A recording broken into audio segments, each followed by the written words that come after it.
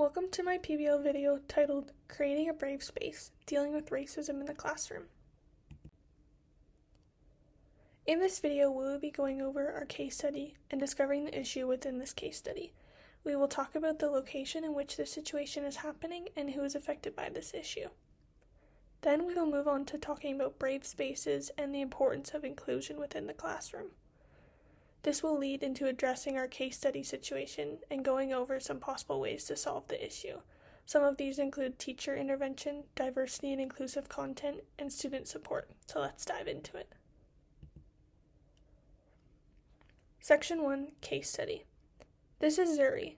Zuri has just moved from South Africa to Canada and has just recently started attending Fox Hill Public School. Zuri carries a strong accent and has a different color skin tone from the majority of her classmates.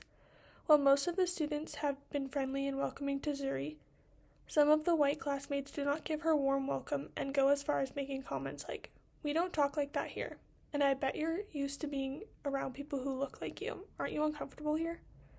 Now she feels very isolated and alone at school. From reading Zuri's situation, we can see that this is a case of racism.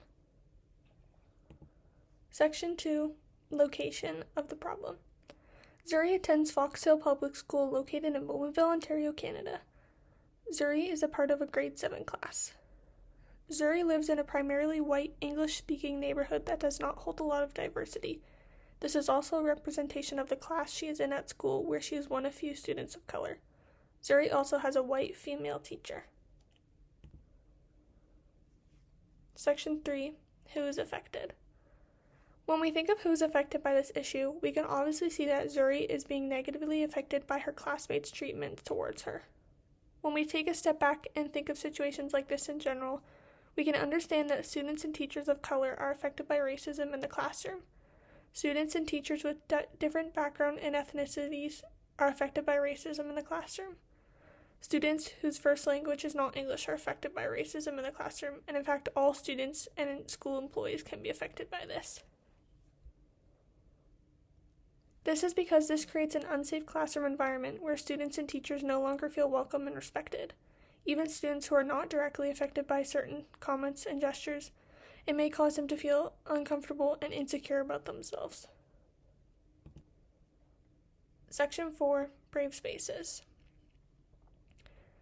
Now that we have taken a look into our situation, let's talk about brave spaces. What are brave spaces? In Clara Albert's Leaping and Landing in Brave Spaces, she quotes that, "A brave space acknowledges the interconnectedness of our lives and our world, acknowledges that we are all in conversation with a confusing and changing world, and that feels scary." And also in Alison Cook Sather's Creating Brave Spaces Within and Through Student-Faculty Pedagogical Partnerships, she states that those who enter the space, referring to a brave space, have the courage to face that danger and to take risks because they will be taken care of. That painful and difficult situations will be acknowledged and supported, not avoided and eliminated. Through both of these quotes, we gain an understanding that brave spaces enforce a foundation of respect. They encourage open communication and they facilitate a place that allows growth and development. Brave spaces are where everyone in that space feels supported and valued. Subject 5, Addressing Zuri's Situation.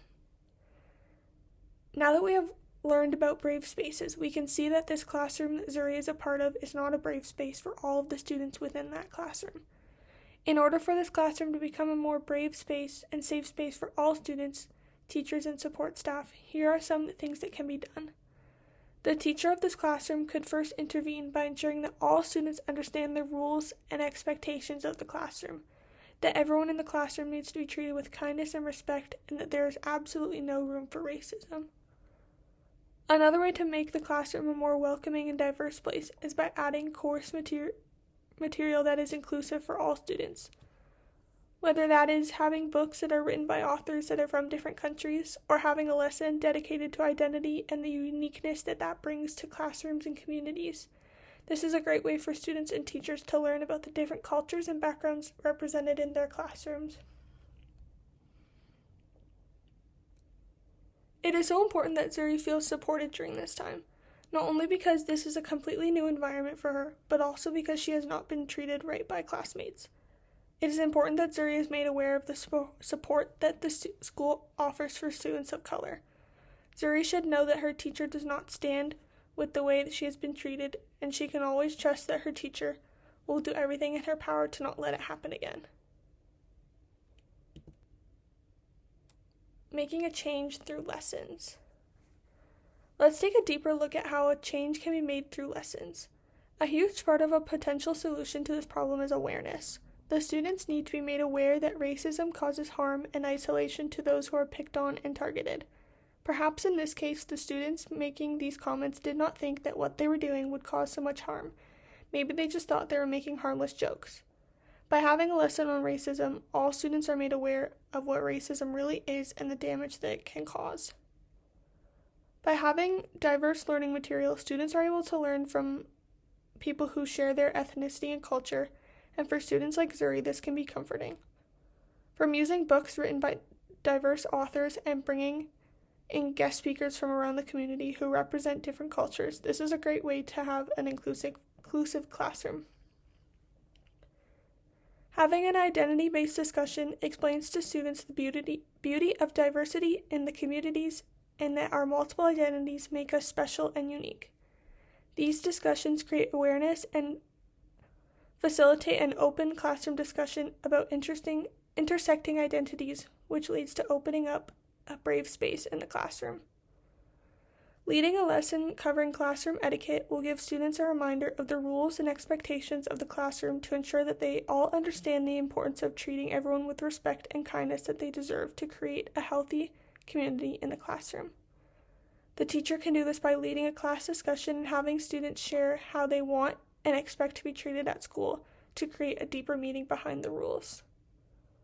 Overall, ensuring that the content that the students are learning is respectful and inclusive will help create that brave space that we all hope for, and we can hope that Zuri will have a positive experience at school moving forward. Thank you for listening. That concludes this video.